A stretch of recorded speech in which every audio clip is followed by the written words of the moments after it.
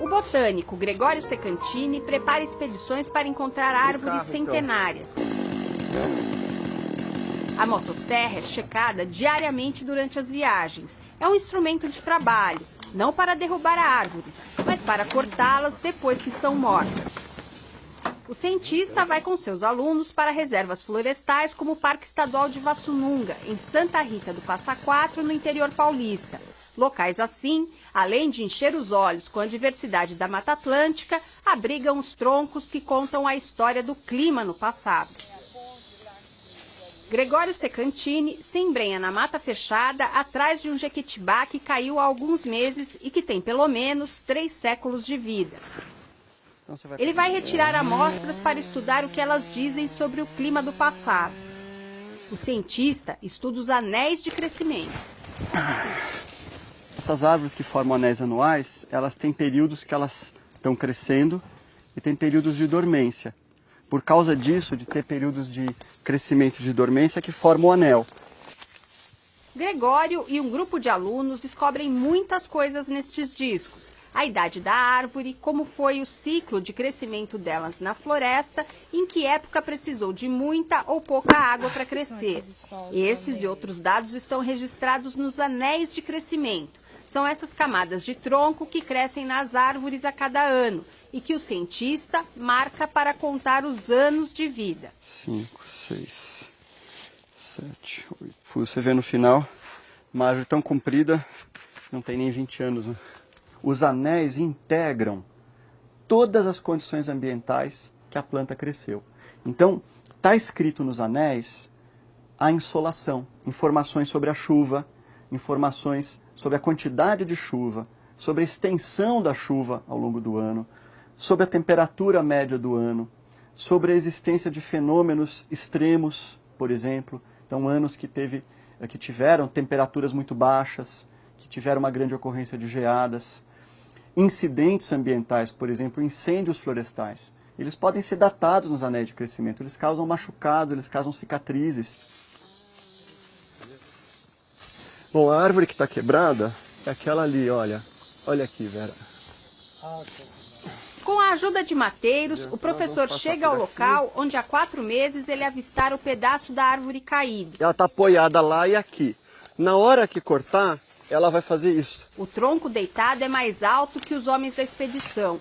Vamos lá. O cientista planeja o corte dos discos que passarão por uma série de análises nos laboratórios do Instituto de Biociências. Antes disso, trabalho pesado. Vou tirar a cunha. Trouxe 2 macacos hidráulicos para 12 toneladas. E eles serão necessários para fazer o corte. A colocação do macaco consome horas no calor da mata, na companhia de insetos. Haja formiga, hein? Também fui abrir o ninho de formiga.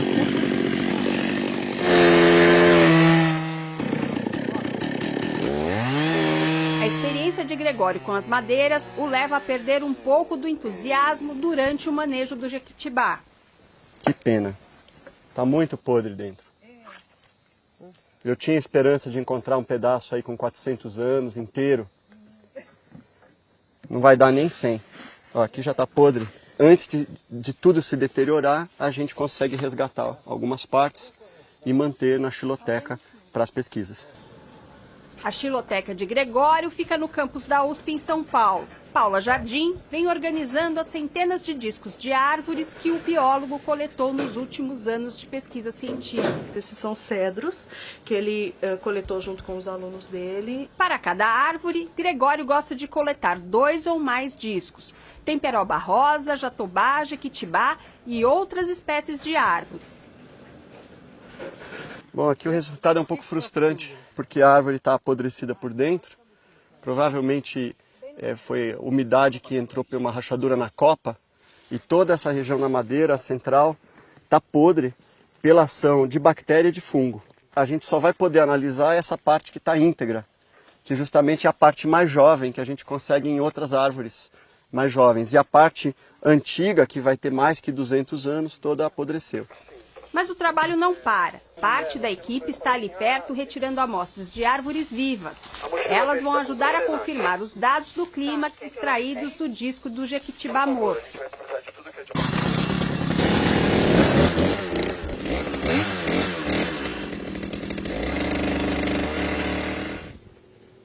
Ah, tá bacana para uma primeira amostra.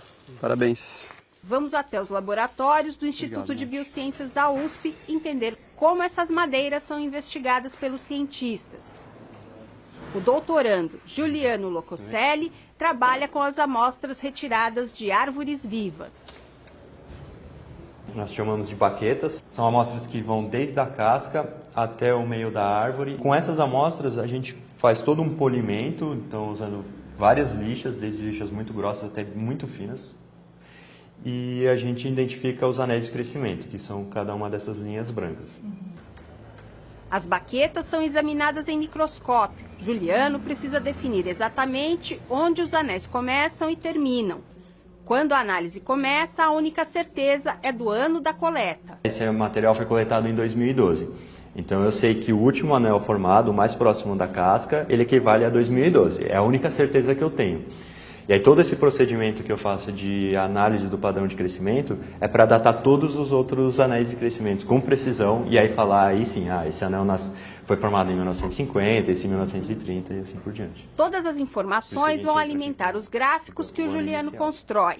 Ele primeiro utiliza dados conhecidos do clima das últimas décadas e estuda como a árvore respondeu nesse período. Os dados que a gente tem do IMET estão a partir... Para os anos sem registros meteorológicos, o pesquisador aplica o padrão de crescimento nos anéis mais antigos e reconstrói o clima com as informações produzidas no laboratório.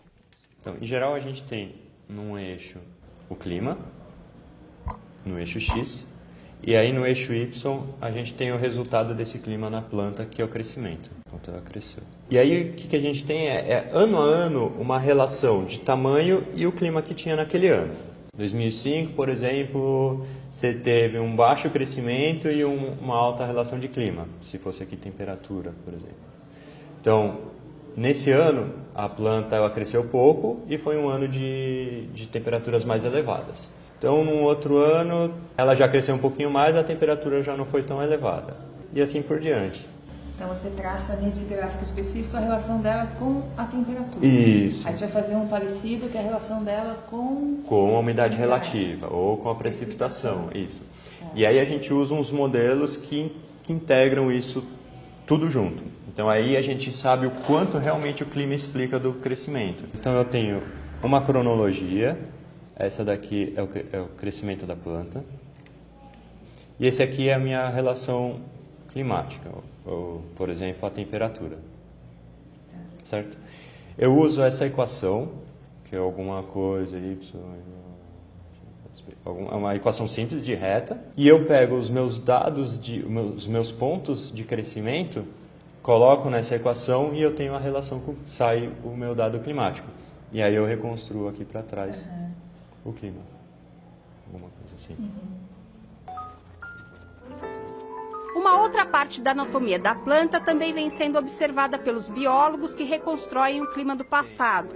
São os vasos que conduzem os sais minerais e a água da raiz às folhas.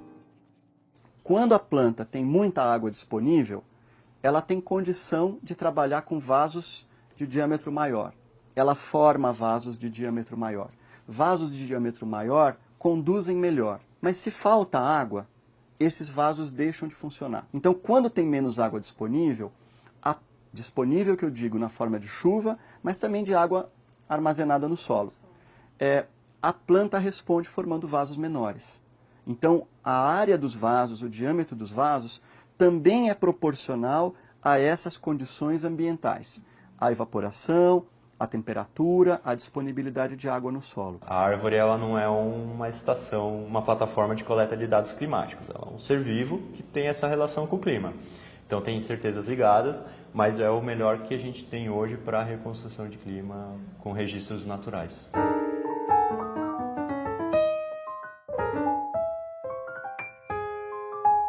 O professor Paulo Eduardo de Oliveira fala sobre a Amazônia no quadro Notas desta semana. O artigo que o pesquisador comenta foi publicado no jornal científico Nature Communications, que tem como autores um grupo de cientistas, entre eles o brasileiro Francisco William da Cruz.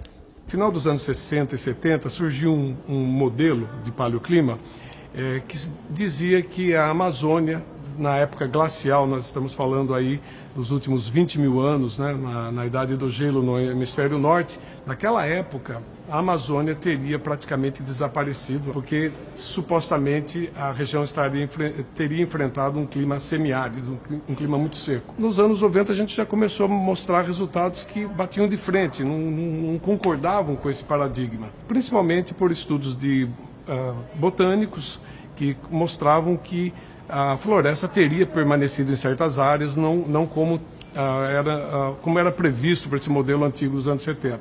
Então esse trabalho ele é mais uma prova de que aquele modelo de que a Amazônia teria desaparecido, digamos assim, as florestas tinham reduzido a um mínimo em pequenas ilhas, em um ambiente totalmente seco, ele mostra que isso está equivocado. Esse trabalho do professor William da Cruz e o Hai Cheng e outros colaboradores, ele mostra, não, a floresta em alguns locais ficou permanente, não houve esse clima semiárido. Por outro lado, em as regiões mais ao leste da Amazônia, a gente nota que a variação de chuvas, por exemplo, foi muito mais intensa. Ele fortalece um novo paradigma hoje que nós estamos trabalhando, de que algumas regiões nós não podemos igualar, em termos de clima, regiões muito distantes. É uma alegria muito grande ver isso publicado, porque ele agora é o nosso balizador, digamos assim, para os entendimentos de paleoclima no Brasil, especialmente na Amazônia. Hora de voltarmos para o campo e a retirada da amostra do Jequitibá gigante.